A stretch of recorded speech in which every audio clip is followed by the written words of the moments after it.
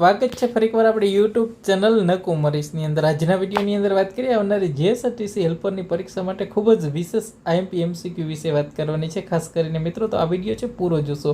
અને આપણી એપ્લિકેશન છે ઇલેક્ટ્રિક વર્લ્ડ, ત્યાં હેલ્પરનો આખો કોર્સ છે અવેલેબલ છે મિત્રો. તો ખાસ ડાઉનલોડ કરવાનું ભૂલતા નહીં. ત્યાં ફ્રી ટેસ્ટ સિરીઝ પણ અવેલેબલ છે. તમામ વસ્તુ છે લિંક તમને ડિસ્ક્રિપ્શનમાં મળી જશે. પહેલા નંબરનો એક ક્વેશ્ચન છે મિત્રો કે નીચેના પૈકી કયો પદાર્થ છે ટેમ્પરેચર કોએફિશિયન્ટ નેગેટિવ છે મિત્રો.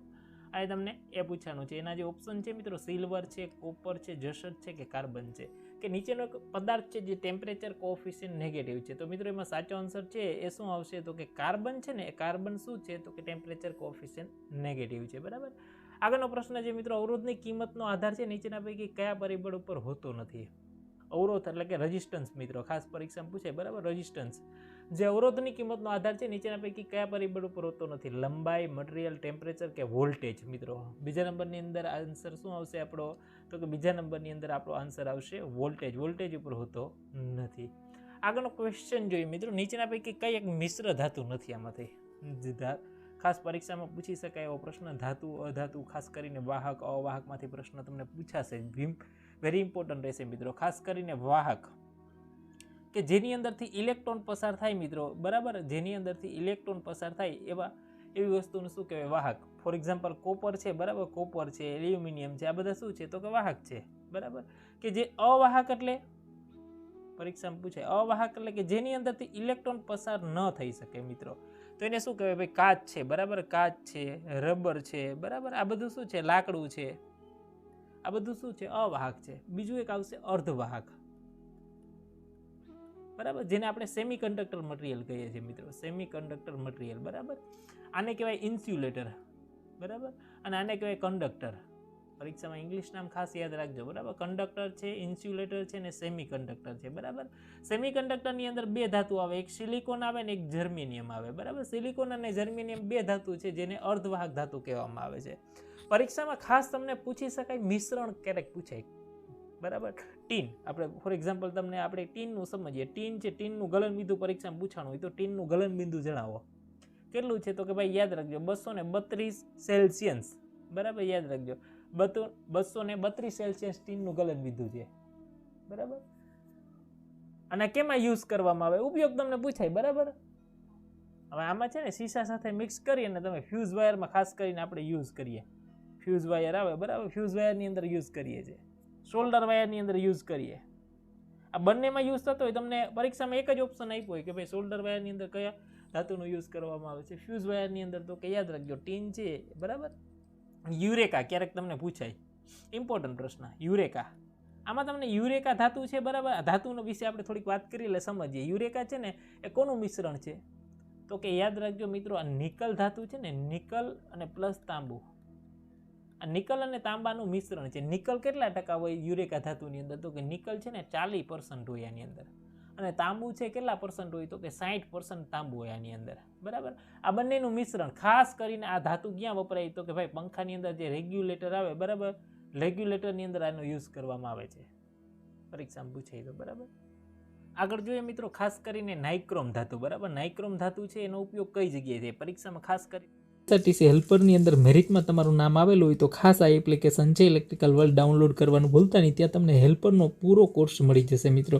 જેમાં તમામ ટ્રેડનું મટીરિયલ ખાસ કરીને test series, PDF series, video series ખાસ કરીને મિત્રો, અને જે કોમ્પ્યુટર, ઇતિહાસ, ભૂગોળ, વ્યાકરણના વિડીયો અને પીડીએફ મટીરિયલ તમામ વસ્તુ મિત્રો જીએસઆરટીસીમાં અગાઉ લેવાયેલા પેપરો, હેલ્પરના મોડલ પેપરો, વર્કશોપને લગતા વિશેષ વિડીયો અને પીડીએફ મટીરિયલ તમામ વસ્તુ એક જ કોર્સની અંદર. વિશેષ મિત્રો ઓફર પણ અવેલેબલ છે. જીએસઆરટીસીનો સંપૂર્ણ કોર્સ છે મિત્રો મળી જશે ને તમામ ટ્રેડ વાઇઝ મિત્રો ડિટેલની અંદર તમને મળી જશે. એકવાર અવશ્ય એપ્લિકેશન છે તમે ડાઉનલોડ કરજો મિત્રો. આ કોર્સ પણ તમે જોઈ શકો છો ઇલેક્ટ્રિક વર્લ્ડ. બરાબર. એપ્લિકેશન ઉપર તમામ આખો જે જીએસઆરટીસી હેલ્પરનો કોર્સ મળી જશે. કરીને પૂછી શકાય એનું મિશ્રણ પૂછી શકાય. નાઇક્રોમ છે તો નાઇક્રોમનું મિશ્રણ શું છે? ખાસ પરીક્ષામાં એક પૂછી શકાય એવો પ્રશ્ન છે મિત્રો. નાઇક્રોમ ધાતુની વાત કરીએ. નાઇક્રોમ તો નાઇક્રોમ છે ને એ કોનું મિશ્રણ છે ભાઈ? તો કે નાઇક્રોમ છે ખાસ કરીને પૂછાય તો નિકલ અને ક્રોમિયમનું મિશ્રણ છે. હવે એ પણ પૂછી શકાય કે ભાઈ આની અંદર કેટલા % હોય નાઇક્રોમ છે. બરાબર. તો નાઇક્રોમની અંદર નિકલ કેટલા % હોય અને ક્રોમિયમ કેટલા % હોય? નિકલ છે. બરાબર. એ કેટલા % હોય? તો કે યાર 80% આની અંદર હોય. 80% નિકલ હોય અને પ્લસ આની અંદર ક્રોમિયમ કેટલા પર્સન્ટ હોય પરીક્ષામાં પૂછાય તો ક્રોમિયમ છે મિત્રો યાદ રાખજો ક્રોમિયમ છે એ કેટલું હોય તો કે ક્રોમિયમ છે એ 20% જ હોય બરાબર કેટલું હવે પરીક્ષામાં તમને ક્રોમિયમ નિકલ પણ પૂછે કે ભાઈ મિશ્રણ તમને પૂછી શકે એમ કોઈ પણ ઓકે નાઇક્રોમ છે એનું ધાતુ ખાસ કરીને પરીક્ષામાં પૂછાય તો આનો ઉપયોગ ખાસ પૂછી શકાય હીટિંગ માટે હીટિંગ એલિમેન્ટ માટે આનો વિશેષ ઉપયોગ થાય છે મિત્રો ખાસ કરીને પિત્તળ બ્રાસનું પૂછાય બરાબર તમને ક્યારેક પૂછાય કે બ્રાસ છે ને એમાં તાંબુ બરાબર અને જસત એનું મિશ્રણ છે બ્રાસ છે બરાબર બ્રાસનું મિશ્રણ તો કે તાંબુ અને જસત આપણે થોડુંક સમજીએ પછી આગળનો પ્રશ્ન છે તાંબુ અને જસત બરાબર કાં 60-80 નો રેશિયો હોય બરાબર 60 થી 80% છે ને તાંબુ હોય આમાં 60 to 80 બરાબર અને જે આની અંદર જસત કેટલું હોય તો કે 40 થી લઈ અને 20% જેટલો જો 80 હોય તો આ 20 હોય અને આ 60 હોય તો આ 40 હોય બરાબર આગળનો પ્રશ્ન વાત કરીએ મિત્રો નેક્સ્ટ MCQ ની વાત કરીએ નેક્સ્ટ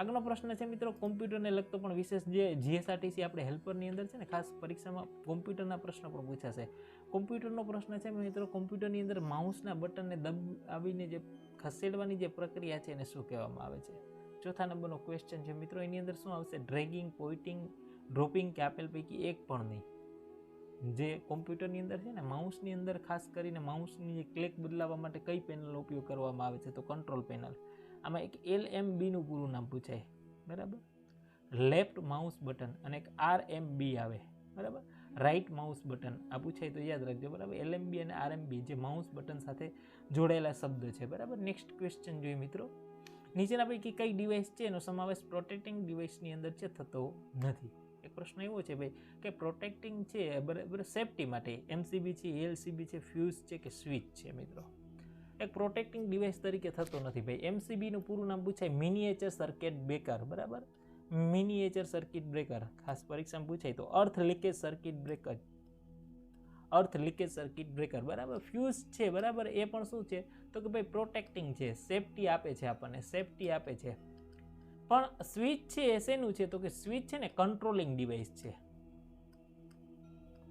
શું છે કંટ્રોલિંગ ડિવાઇસ છે તમે ફ્યુઝ સ્વિચને હંમેશા આપણે ખાસ યાદ રાખજો કેમાં જોડવામાં આવે તો કે ફેઝની અંદર જોડવામાં આવે છે કોઈ પણ તમારો આ જે સ્વિચ છે બરાબર એ શું કરે છે તો કંઈ તમારું લેમ્પ હોય કે કોઈ પણ ઉપકરણ હોય બરાબર તો એને શું ચાલુ બંધ કરવા માટે કંટ્રોલિંગ કરવા માટે આનો યુઝ થાય છે એટલે કે કંટ્રોલિંગ ડિવાઇસ છે સ્વિચ છે કેવું છે તો કે કંટ્રોલિંગ ડિવાઇસ છે બરાબર પણ એનો પ્રોટેક્ટિંગ ડિવાઇસની અંદર ઉપયોગ નથી થતો MCB છે LCB છે ફ્યુઝ છે આ બધું શું છે તો કે ભાઈ પ્રોટેક્ટિંગ છે બરાબર આગળ જોઈએ નેક્સ્ટ ક્વેશ્ચનની અંદર વાત કરીએ એક ન્યૂટન મીટર કાર્યને ખાલી જગ્યા કહેવામાં આવે છે મિત્રો એક ન્યૂટન મીટર કાર્યને ખાલી જગ્યા કહેવામાં આવે છે શું કહેવામાં આવે છે અર્ગ કહેવામાં આવે ડાઇન કહેવામાં આવે પાઉન્ડ કહેવામાં આવે કે કહેવાય ને કે જૂલ કહેવામાં આવે છે છઠ્ઠા નંબરના આન્સર શું આવશે મિત્રો તો કે ભાઈ એક ન્યૂટન મીટર કાર્ય હોય ને તો એને શું કહેવામાં આવે તો કે જૂલ કહેવામાં આવે છે શું આપણો છઠ્ઠા નંબરની અંદર સાચો આન્સર આવશે જૂલ બરાબર નેક્સ્ટ ક્વેશ્ચન જોઈએ આપણે એક ડાઇન સેમી કાર્યને ખાલી જગ્યા કહેવામાં આવે છે એક ડાઇન સેમી કાર્ય હોય તો એને શું કહેવામાં આવે પરીક્ષામાં પૂછાય બરાબર તો એને અર્ગ કહેવામાં આવે છે મિત્રો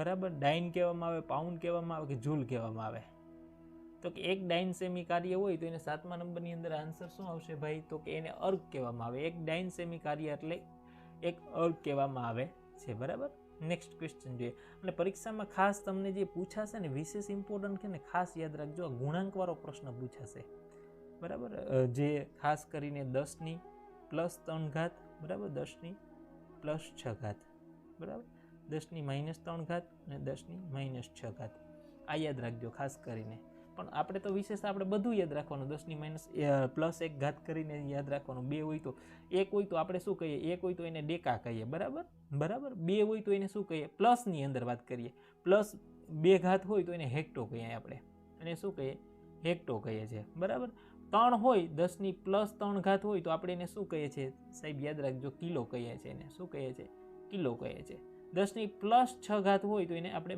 મેગા કહીએ છીએ બરાબર +6 ઘાત હોય તો એને મેગા કહીએ છીએ 10 + 9 ઘાત હોય તો એને શું કહીએ છીએ મિત્રો તો કે એને ગીગા કહીએ છીએ શું કહીએ છીએ ગીગા કહીએ છીએ બરાબર 10 + 12 ઘાત હોય બરાબર તો એને આપણે શું કહીએ એને ટેરા કહીએ છીએ હવે આવી જ રીતે આ છે એ શું છે તો કે પૂર્વ ખાસ કરીને એકમ સાથે દશાંશ ગુણાંકો છે બરાબર આ જે ખાસ એકમ સાથે કોઈ પણ એકમ સાથે વપરાય, બરાબર, તો એને દશાંશ ગુણાંકો કહેવાય.